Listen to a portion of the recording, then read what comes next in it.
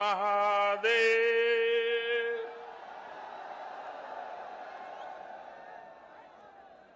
त्रिलोचन महादेव की, माता शीतला चौकिया देवी की,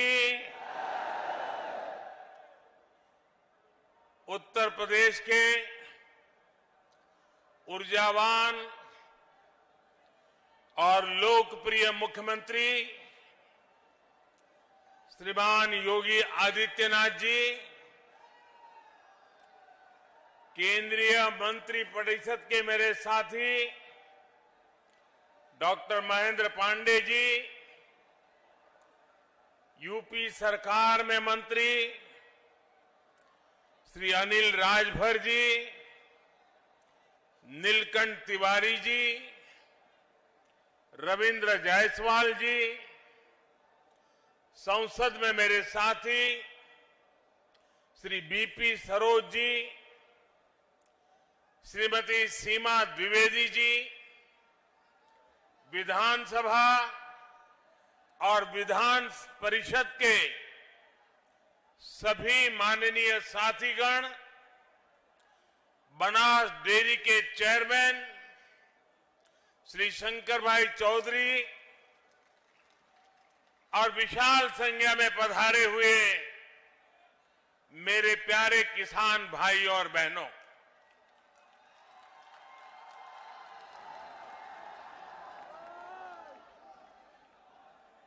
वाराणसी के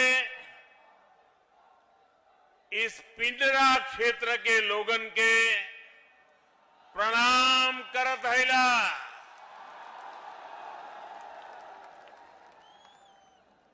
पड़ोस के जिला जौनपुर के सब बंधु एवं भगिनी लोगन के भी प्रणाम। आज वाराणसी और आसपास का ये पूरा क्षेत्र एक बार फिर से पूरे देश, पूरे उत्तर प्रदेश के गांवों, किसानों, पशुपालकों के लिए बहुत बड़े कार्यक्रम का साक्षी बना है। आज का दिन इतिहास भी विशेष है और इसलिए भी विशेष है क्योंकि आज देश के पूर्व प्रधानमंत्री चौधरी चरण सिंह जी की जन्म जयंती है। मैं उन्हें आदरपूर्वक श्रद्धांजलि देता हूं। उनकी स्मृति में देश किसान दिवस मना रहा है। साथियों, हमारे यहां गाय की बात करना, गोबर धन की बात करना, कुछ लोगों ने ऐसे हालात पैदा कर दिए हैं जैसे कोई गुनाह कर रहे हैं, गुनाह बना दिया है। गाय कुछ लोगों के लिए गुनाह हो सकती है, हमारे लिए गाय माता है, पूजनीय है। गाय भैंस का मजाक उड़ाने वाले लोग ये भूल जाते हैं कि देश के 8 करोड़ परिवारों की आजीविका ऐसे ही पशुधन से चलती है। इन्हीं परिवारों की मेहनत से आज भारत हर साल लगभग 8.5 लाख करोड़ रुपए का दूध उत्पादन करता है और ये राशि जितना भारत में गेहूं और चावल का उत्पादन होता है, उसकी कीमत से भी कहीं ज्यादा ये दूध उत्पादन की कीमत है। इसलिए भारत के डेयरी सेक्टर को मजबूत करना आज हमारी सरकार की सर्वोच्च प्राथमिकताओं में से एक है। इसी कड़ी में आज यहां बनास काशी संकुल का शिलान्यास किया गया है। साथियों, अब मैदान छोटा पड़ गया है, जगह नहीं है, आप वहीं पर अपने आप को संभाल लीजिए।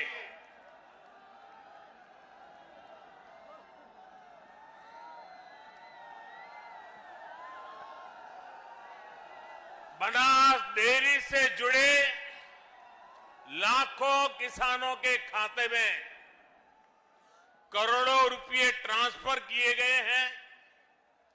रामनगर के दूध प्लांट को चलाने के लिए बायोगैस आधारित पावर प्लांट का भी शिलान्यास हुआ है। एक और महत्वपूर्ण बात हुई है जिसका सकारात्मक प्रभाव पूरे देश के डेयरी सेक्टर पर पड़ेगा। आज यहां दूध की शुद्धता के प्रमाण के लिए देश भर में एकीकृत व्यवस्था और उसका लोगो भी जारी हुआ है। डेयरी सेक्टर से जुड़े इन प्रयासों के अलावा आज यूपी के लाखों लोगों को अपने घर के कानूनी दस्तावेज यानी घरौनी भी सौंपी गई है। वाराणसी को और सुंदर, सुगम और सुविधा संपन्न बनाने के वाली 1500 करोड़ रुपए से अधिक की परियोजनाओं का लोकार्पण और शिलान्यास भी हुआ है। इन सभी विकास परियोजनाओं के लिए आप सभी को बधाई। यूपी और देश भर के गोपालकों को विशेष बधाई। साथियों, एक जमाना था जब हमारे गांवों के घर आंगन में मवेशियों के झुंड ही संपन्नता की पहचान थे। और हमारे यहां तो कहा भी जाता था, हर कोई इसे पशुधन कहता है। किसके दरवाजे पर कितने खूंटे हैं, इसको लेकर स्पर्धा रहती थी। हमारे शास्त्रों में भी कामना की गई है, गावों में सर्वतः चैव गवाम मध्ये वसाम्यहम्, यानी गायें मेरे चारों ओर रहे और मैं गायों के बीच निवास करूं। ये सेक्टर हमारे यहां रोजगार का भी हमेशा से बहुत बड़ा माध्यम रहा है। लेकिन बहुत लंबे समय तक इस सेक्टर को जो समर्थन मिलना चाहिए था वो पहले की सरकारों में मिला नहीं। अब हमारी सरकार देश भर में इस स्थिति को बदल रही है। हमने कामधेनु आयोग का गठन किया। डेयरी सेक्टर के इंफ्रास्ट्रक्चर के लिए हजारों करोड़ रुपए का विशेष फंड बनाया है। हमने एक बहुत बड़ा अभियान चलाकर लाखों पशुपालकों को किसान क्रेडिट कार्ड की सुविधा से भी जोड़ा है। किसानों को अच्छी गुणवत्ता का चारा, बीज मिले, इसके लिए भी लगातार काम चल रहा है। पशुओं का घर पर ही इलाज हो, घर पर ही कृत्रिम गर्भाधान की व्यवस्था हो, इसके लिए भी देशव्यापी अभियान चलाया गया है। हमने पशुओं में फूट एंड माउथ डिसीज, खुरपका, मुंहपका के नियंत्रण के लिए भी राष्ट्रव्यापी टीकाकरण मिशन चलाया है। हमारी सरकार सिर्फ बच्चों का ही मुफ्त टीकाकरण नहीं कर रही, सिर्फ कोरोना वैक्सीन ही मुफ्त नहीं लगा रही, बल्कि पशुधन को बचाने के लिए भी अनेक टीके मुफ्त लगवा रही है। साथियों, देश में इन्हीं प्रयासों का परिणाम है कि 6-7 वर्ष पहले की तुलना में देश में दूध उत्पादन लगभग 45% बढ़ा है, यानी करीब करीब 1.5 गुना हुआ है। आज भारत दुनिया का लगभग 22% दूध उत्पादन करता है, करीब करीब 1/4। मुझे खुशी है कि यूपी आज देश का सबसे अधिक दूध उत्पादक राज्य तो है ही, डेयरी सेक्टर के विस्तार में भी बहुत आगे है। भाइयों और बहनों, मेरा अटूट विश्वास है कि देश का डेयरी सेक्टर, पशुपालन, श्वेत क्रांति में नई ऊर्जा, किसानों की स्थिति को बदलने में बहुत बड़ी भूमिका निभा सकती है। इस विश्वास के कई कारण भी हैं। पहला यह कि पशुपालन देश के छोटे किसान, जिनकी संख्या 10 करोड़ से भी अधिक है, उनकी अतिरिक्त आय का बहुत बड़ा साधन बन सकता है। दूसरा ये कि भारत के डेयरी प्रोडक्ट के पास विदेशों का बहुत बड़ा बाजार है, जिसमें आगे बढ़ने की बहुत सारी संभावनाएं हमारे पास है। तीसरा ये कि पशुपालन महिलाओं के आर्थिक उत्थान, उनकी उद्यमशीलता को आगे बढ़ाने का बहुत बड़ा जरिया है। और चौथा ये कि जो हमारा पशुधन है वो बायोगैस, जैविक खेती, प्राकृतिक खेती का भी बहुत बड़ा आधार है। जो पशु दूध देने योग्य नहीं रह जाते, वो बोझ नहीं होते, बल्कि वो भी हर दिन किसानों की आय बढ़ा सकते हैं। भाइयों और बहनों, डबल इंजन की हमारी सरकार पूरी ईमानदारी से, पूरी शक्ति से किसानों का, पशुपालकों का साथ दे रही है। आज यहां जो बनास काशी संकुल का शिलान्यास किया गया है, वो भी सरकार और सहकार की इसी भागीदारी का प्रमाण है।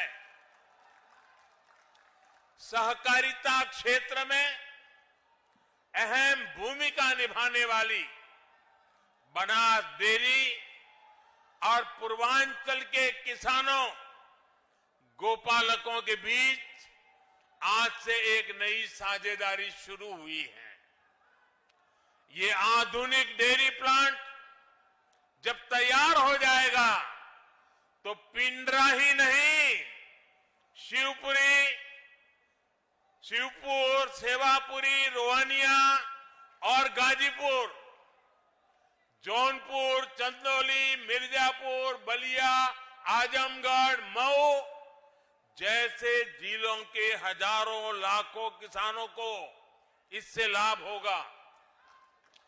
बनास, काशी संकुल की इसकी वजह से आसपास के अनेक गांवों में दूध समितियां बनेगी, कलेक्शन सेंटर बनेंगे और दूध के खराब होने की चिंता से मुक्ति मिलेगी। यही नहीं, यहां अच्छी नस्ल के पशुओं के लिए किसानों को मदद मिलेगी और पशुओं के लिए बढ़िया क्वालिटी का आहार भी उपलब्ध कराया जाएगा। दूध, दही, छाछ, मक्खन, पनीर के अलावा यहां आइसक्रीम और मिठाइयां भी बनेगी। यानी बनारस की लस्सी, छेने की एक से बढ़कर एक मिठाइयां, या फिर लौंग लता,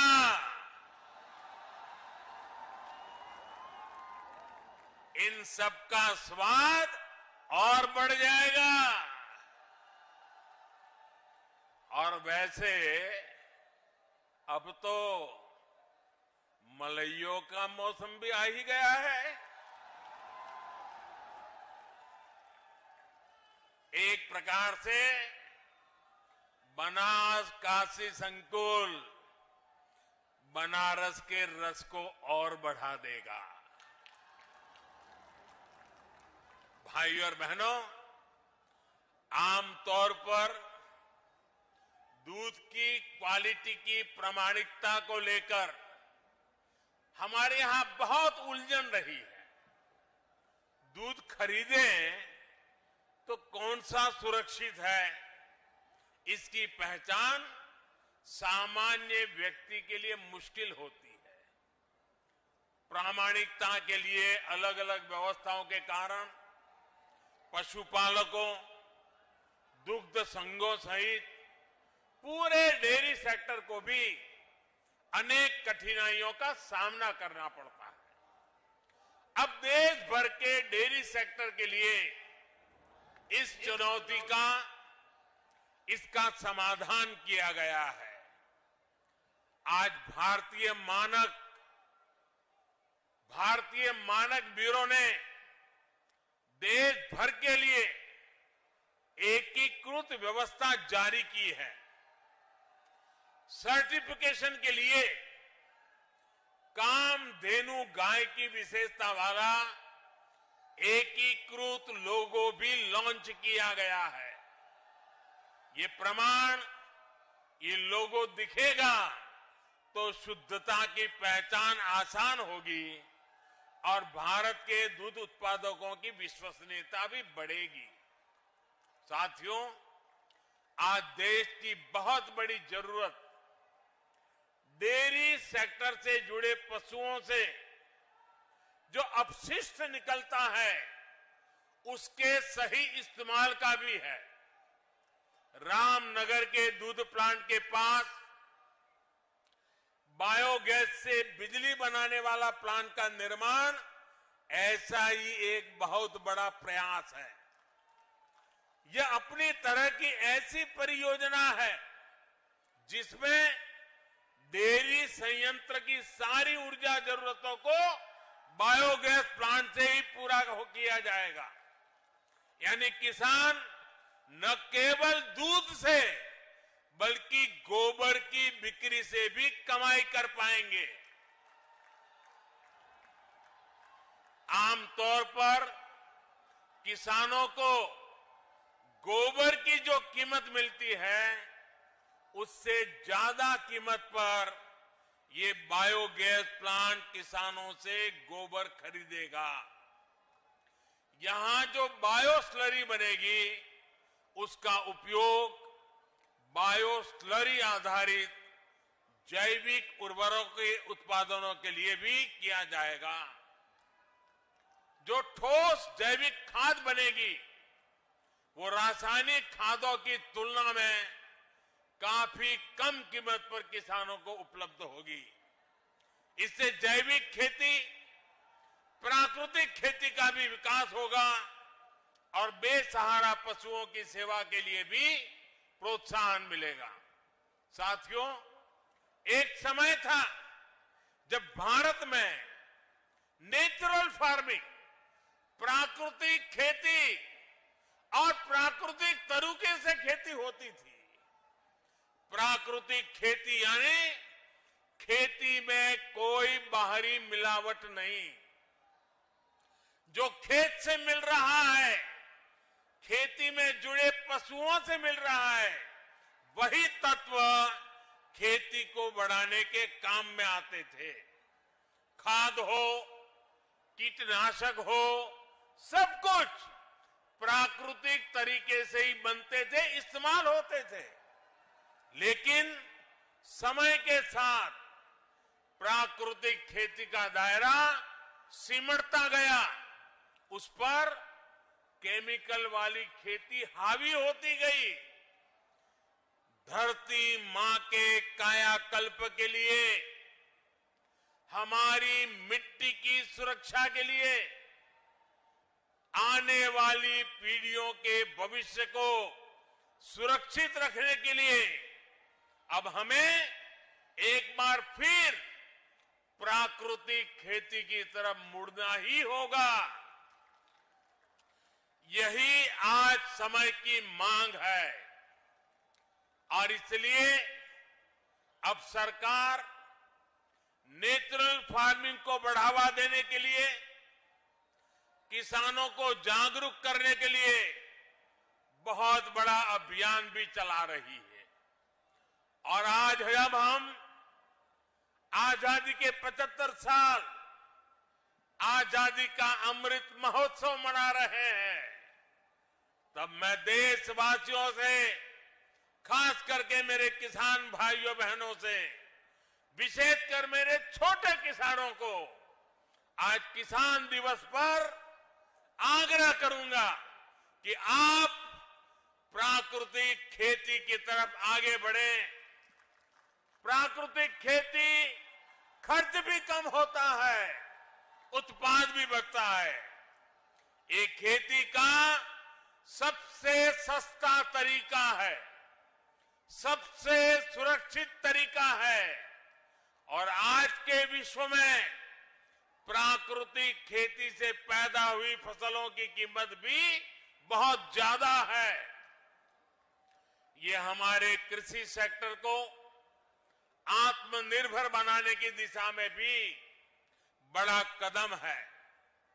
मैं देश के स्टार्टअप सेक्टर को भी, नौजवानों को भी कहूंगा कि नेचुरल फार्मिंग के आपके लिए अनेक नई संभावनाएं हैं। हमारे नौजवानों को, युवाओं को इसका पूरा लाभ उठाना चाहिए। अभी यहां मंच पर आने से पहले मुझे ऐसे कई युवाओं से मिलने का मौका मिला। सरकारी योजनाओं से जुड़ने से कितने बड़े साहसपूर्ण काम उन्होंने किए हैं, कितना बड़ा बदलाव उनके जीवन में आया है। मैं उसे सुनकर के बहुत ही आनंदित हुआ। योजनाओं के प्रति मेरा विश्वास और मजबूत हो गया। भाइयों और बहनों, गांवों को, किसानों को आत्मनिर्भर बनाने, उनको अवैध कब्जे से चिंता मुक्त करने में स्वामित्व योजना की भी बहुत बड़ी भूमिका है। मुझे संतोष है कि योगी जी के नेतृत्व में यूपी इसमें भी अग्रणी है। यूपी के सभी 75 जिलों में 23 लाख से अधिक घरौनी तैयार हो चुके हैं। इनमें से करीब 21 लाख परिवारों को आज ये दस्तावेज दिए गए हैं। अपनी घर की घरौनी जब हाथ में होगी तो गरीब, दलित, वंचित, पिछड़े को अपने घर पर अवैध कब्जे की चिंता से मुक्ति मिलेगी। पिछली सरकारों के दौरान अवैध कब्जों की जो प्रवृत्ति यहां पनपी, उस पर भी लगाम लगेगी। घरौनी मिलने से जरूरत पड़ने पर बैंकों से लोन लेना भी अब आसान होगा। इससे गांवों के युवाओं को रोजगार, स्वरोजगार के लिए माध्यम उपलब्ध होंगे। भाइयों और बहनों, विकास की जब बात आती है तो काशी अपने आप में एक मॉडल बनता जा रहा है। पुरातन पहचान को बनाए रखते हुए हमारे शहर नूतन काया कैसे धारण कर सकते हैं, ये काशी में दिख रहा है। आज जिन प्रोजेक्ट्स का लोकार्पण और शिलान्यास हुआ है, वो भव्य काशी, दिव्य काशी अभियान को और गति देंगे।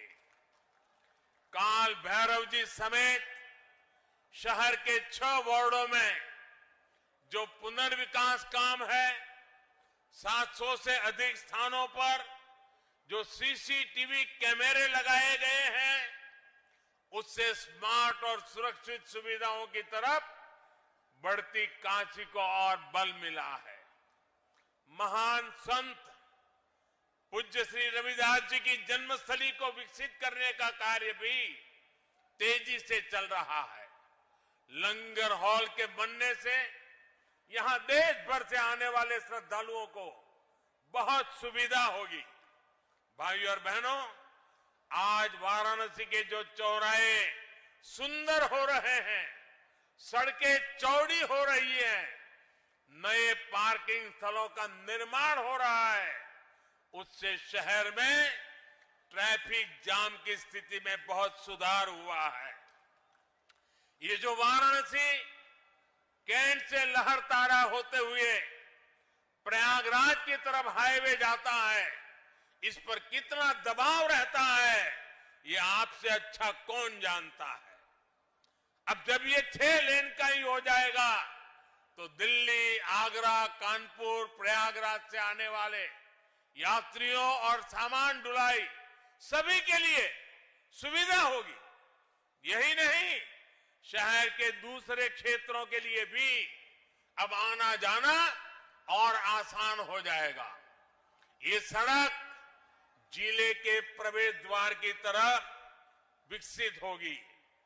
वाराणसी, भदोही, गोपीगंज सड़क के चौड़ीकरण से शहर से निकलने वाली गाड़ियां रिंग रोड फेज 2 से होते हुए बाहर से जा पाएगी। इससे भारी जाम से मुक्ति मिलेगी। भाइयों और बहनों, हेल्थ, एजुकेशन और रिसर्च हब के रूप में काशी की पहचान को सशक्त करने के लिए निरंतर प्रयास चल रहे हैं।